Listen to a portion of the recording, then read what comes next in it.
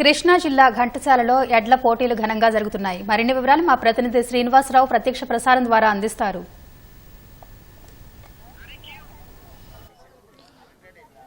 సంక్రాంతి సందర్భంగా వివిధ దేశాల్లో స్థిరపడిన ప్రవాస భారతీయులందరూ కూడా సొంతూళ్లకు చేరుకుంటున్నారు. ప్రధానంగా కృష్ణా జిల్లాలో అవనిగడ్డ నియోజకవర్గంలోని ఘంటసాలలో వివిధ దేశాల్లో స్థిరపడిన ఈ ప్రాంత వాసులందరూ కూడా సంక్రాంతిని ఘనంగా నిర్వహించేందుకు సొంతూళ్లకు చేరుకుంటున్నారు.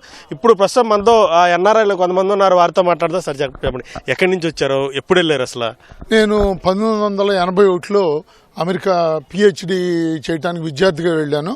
1984 నుంచి నేను వర్జీనియాలో జార్జ్ మేసన్ అనే యూనివర్సిటీలో ప్రొఫెసర్గా ఉంటున్నాను. నాకు వీలైనంత నన్ను సార్లు సంక్రాంతికి రావాలని ఉంటాయి. ఎందుకంటే మా బాల్యంలో మా జ్ఞాపకాలు బాగా గుర్తు తెచ్చుకోవాలంటే మీకు సంక్రాంతి కంటే మంచి పండుగ లేదు గ్రామీణ వాతావరణానికి. మా ఊళ్ళో మా చిన్నప్పుడు ఎడ్ల పందాలు జరిగాయి, కోడి పందాలు, గొర్రెపోతు పందాలు కూడా జరిగాయి. ఇప్పుడు ఎక్కడ కనపడుతున్నట్లేదు గొర్రెపోతు పందాలు. అట్లీస్ట్ మా ఘంటసాల గ్రామంలో కూడా చాలా సంవత్సరాల తర్వాత మళ్ళీ ఈ సంవత్సరం ఎడ్ల పందాలు జరగటం మాకు చాలా ఆనందంగా ఉంది. పొద్దున ఇవాళ మా ఊర్లో కొంతమంది భోగి మంటలు కూడా వేసుకున్నారు. మా ఇంటి ముందు కొంతమంది వేశారు, ఊరు మధ్యలో కొంతమంది వేశారు. సో ఇవన్నీ చాలామంది హైదరాబాదు, బెంగళూరులో ఉన్నటువంటి మా గ్రామస్తులు, విదేశాల్లో ఉన్నటువంటి గ్రామస్తులు. ఇక్కడ మాకు ఒక ఆయన ఉన్నారు, రాజేష్ గారు. ఈయన మా ఘంటసాల గ్రామం చరిత్ర గురించి ఎంతో పరిశోధన చేసి ఎంతో మాకు మన ఘంటసాల అనే వెబ్సైట్ నిర్వహిస్తున్నారు వీరు. సో మేమందరం చాలా రుణపడి ఉన్నాం ఆయనకి, రాజేష్ గారికి. ఎందుకంటే మా గ్రామం మర్చిపోకుండా, ఇది ప్రజెంట్ జనరేషన్స్, ఫ్యూచర్ జనరేషన్స్ మర్చిపోకుండా ఒక వెబ్సైట్ పెట్టి దానిలో ఉన్నటువంటి విశేషాలు పెడుతూ మా గ్రామంలో ఏది మంచి జరిగినా చెడు జరిగినా అది వెంటనే మాకు కొన్ని గంటల్లోనే ప్రపంచంలో ఉన్నటువంటి ఈ ప్రాంతంలో ఉన్నటువంటి వాళ్ళందరూ తెలియజేస్తూ ఉంటారు రాజేష్ గారు. సో ఆయన దుబాయ్లో ఉంటారు. మీరు రాజేష్ గారు మీరు ఇప్పుడు సాధారణంగా ఇప్పుడున్న బిజీ లైఫ్లో, హడావుడి లైఫ్లో ఎవరు ఉద్యోగాలు వాళ్ళకి వాళ్ళు చేస్తూ ఉంటారు. కానీ ఇట్లాంటి పండగ సందర్భంలో సొంతూళ్ళకి రావడం, అయిన వారిని, బంధువుల్ని, గ్రామస్తుల్ని చూడడం అనేది ఒక సంతోషం ఉంటుంది. మీకు ఎట్లా అనిపిస్తుంది? తప్పకుండా. ఇప్పుడు ఏమైంది, కొంతమంది అంటే మా అందరికీ మా ఊరిలో బయట దేశానికి వెళ్ళిన ఆర్జుడు గొరిపాటి రంగనాథ్ బాబు గారు, ఆయనకి 80 సంవత్సరాలు. ఇప్పుడు ఆయన సోదరులు మా అందరికి ఏంటంటే మా బాడీ అక్కడ ఉండొచ్చు, కానీ మా మనసుల్లో ఎప్పుడు మేము పుట్టి పెరిగినటువంటి ప్రాంతాన్ని మేము ఎప్పుడు మర్చిపోలేదు.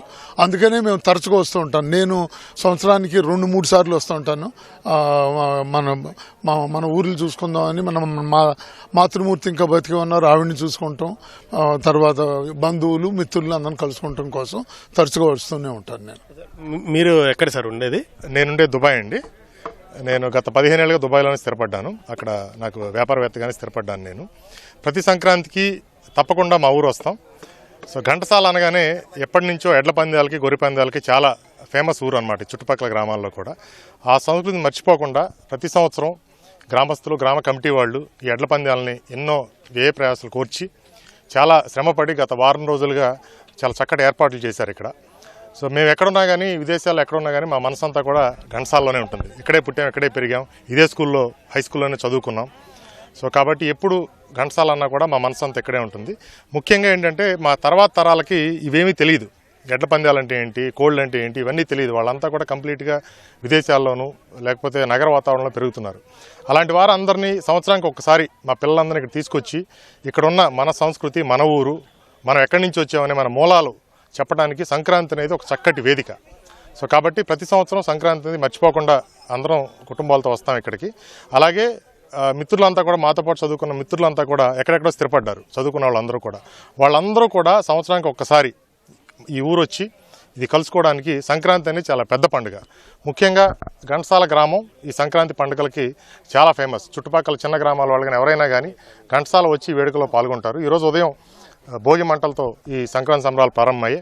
అలాగే ఇప్పుడు ఇక్కడున్న పూటీలాగుడు ఎడ్ల పందాలతో ఈ 2 రోజుల పాటు ఇక్కడ చిన్నకారు రైతులని కూడా ఇందులో పాల్గొనే విధంగా నిర్వాహకులంతా కూడా ఈ సంవత్సరం పూటీలాగుడు పందాలు ఏర్పాటు చేశారు.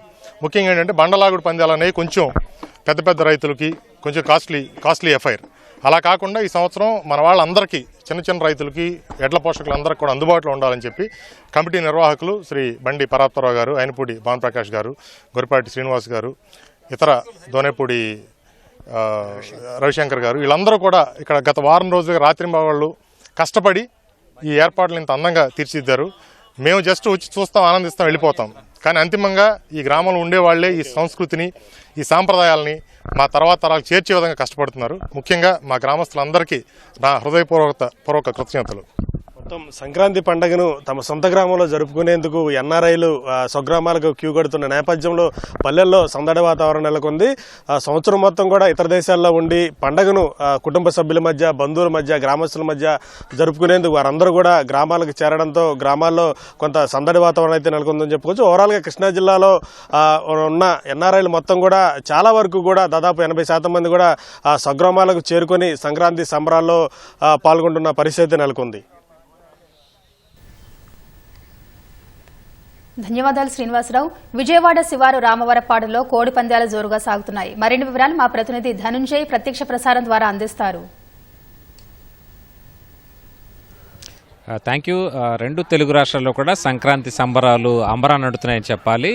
రంగవల్లులు, భోగి మంటలు, బంధువులు, పిండి వంటలు, అలాగే కొత్త అల్లుళ్ళు, ఇలా ప్రతి ఇంటా కూడా ఈ సంక్రాంతి వేడుకలు ఘనంగా కొనసాగుతున్నాయని చెప్పాలి. ప్రస్తుతం చూస్తే కనుక సంక్రాంతి సంబరాల్లో వేడుకగా నిలిచేటువంటి కోడి పందాలు కూడా పెద్ద ఎత్తున కొనసాగుతున్నాయని చెప్పాలి. ఇక్కడ మనం ప్రస్తుతం విజయవాడలోని ఒక రామవరపాడు వద్ద ఉన్నటువంటి ఒక బరి వద్ద ఉన్నాం. ఇక్కడ ఈ బరి వద్ద కోడి పందాలు అయితే హుషారుగా కొనసాగుతూ ఉన్నాయి. మొత్తం తెలుగు సాంప్రదాయాన్ని కట్టిపడేసేలాగా ఈ ప్రాంతంలో కూడా బరి ప్రాంతంలో కూడా ఏర్పాట్లు చేశారని చెప్పాలి. ఇక్కడ కోళ్లు రసంగి, కాకిడేగ, నెమలి, సీతువ, ఇలా రకరకాలైన కోళ్లన్నీ కూడా ఇక్కడ పందెంలో బరిలో ఉన్నాయి అని చెప్పాలి. మొత్తం రాష్ట్ర వ్యాప్తంగా ఈ సంబరాల్లో కోడి పందాలతో పాటు ఎడ్ల పందాలు, అలాగే రకరకాల పందాలతో కొంత హుషారైన వాతావరణం గ్రామీణ ప్రాంతాలు, ఆ పట్టణ ప్రాంతాలనే కాకుండా అన్ని చోట్ల కొనసాగుతుందని చెప్పాలి. ప్రస్తుతం మనం చూస్తే కనుక ఈ ప్రాంతంలో ఈ బరి దగ్గర కూడా ఏర్పాటు చేసినటువంటి హుషారైనటువంటి పరిస్థితి మనం చూడొచ్చు. కోళ్లతోటి పందెం రాయిళ్లు, అలాగే కోళ్ల పెంచుతున్నటువంటి వారంతా కూడా ఇక్కడ తమ కోళ్లను పందెం కోసం తీసుకొచ్చినటువంటి పరిస్థితి. దాదాపుగా కనీసం మొత్తంగా ఒక్కొక్క బరి వద్ద 20,000 రూపాయల నుంచి 30,000 రూపాయలు కనీస మొత్తంలో పందెం కొనసాగుతుంది. అలాగే లక్షలు కోట్లలోనే చేతులు మారుతుంది అని చెప్పాలి. ఈ ఉదయం నుంచి కూడా ఈ భోగితో పాటు గడిచిన 2 రోజులుగా కూడా ఈ పందాలు మొదలైపోయాయని చెప్పాలి. సంక్రాంతి వేడుకల్లో భాగంగా ఇతర ప్రాంతాల నుంచి కూడా పెద్ద ఎత్తున ప్రముఖులు, అలాగే వేర్వేరుగా ఈ కోడి పందాలు, అలాగే బడులు చూడడానికి హైదరాబాద్, బెంగళూరు, అలాగే కర్ణాటక తదితర ప్రాంతాల అన్ని చోట్ల నుంచి కూడా వస్తున్నటువంటి పరిస్థితి. అలాగే ప్రముఖులు హైదరాబాద్ నుంచి కూడా కొంతమంది సినీ ప్రముఖులు కూడా ఈ కోడి పందాలని చూసేందుకు వస్తున్నటువంటి పరిస్థితి. ఇతర రాష్ట్రాల నుంచి కూడా పెద్ద ఎత్తున వస్తున్నటువంటి పరిస్థితి. మొత్తం చూస్తే కనుక ఇక్కడ రకరకాలైనటువంటి కోళ్లు ఈ బరుల్లో పోటీ పడుతున్నాయని చెప్పాలి. ఒకదానికొకటి హుషారుగా అవన్నీ కూడా పోటీ పడుతున్నాయని చెప్పాలి. ఈ కోడి పందాలతో దాదాపుగా వందలు, వేలు, లక్షల్లోనే చేతులు మారుతున్నాయి. అలాగే ఇక్కడ బరిలో ఉన్నటువంటి అధికారికంగా టోకెన్లు జారీ చేసే పందాలతో పాటు అలాగే బయట పందాలు కూడా పెద్ద ఎత్తున వేస్తున్నటువంటి పరిస్థితి. వాస్తవానికి ఇక్కడ నగదు ప్రస్తుతం అన్నీ కూడా యూపీఐ పేమెంట్లు, అలాగే మొబైల్ పేమెంట్లు కావడం, అలాగే డెబిట్ క్రెడిట్ కార్డులు, స్పాట్ క్యాష్ ఇచ్చేటువంటి సౌకర్యాన్ని కూడా ఇక్కడ బరుల వద్ద ఏర్పాటు చేసినటువంటి పరిస్థితి ఉన్నదని చెప్పాలి. మొత్తం మీద యూపీఐ పేమెంట్లు కూడా పెద్ద ఎత్తున కొనసాగుతున్నాయి. చేతిలో క్యాష్ పేమెంట్లు, నగదు చెల్లించే బరులు పందాలతో పాటు పెద్ద ఎత్తున ఈ యూపీఐ పేమెంట్లు కూడా ఈసారి కోడి పందాల్లో పెద్ద ఎత్తున కొనసాగుతున్నాయని చెప్పాలి. వేలు, లక్షల్లోనే ఈ పందాల తాలూకు బరుల్లో ఈ పందాలు అయితే కొనసాగుతున్నాయని చెప్పాలి. అయితే ఒక రకంగా ఉదయాన్నే భోగి మంటలు వేసిన వెంటనే ఇక్కడికి ఏర్పాటు చేసినటువంటి బరుల్లోకి పెద్ద ఎత్తున పందిరాళ్ళు చేరుకొని ఇక్కడంతా కూడా హుషారుగా తమ పందాలు వేసినటువంటి పరిస్థితి.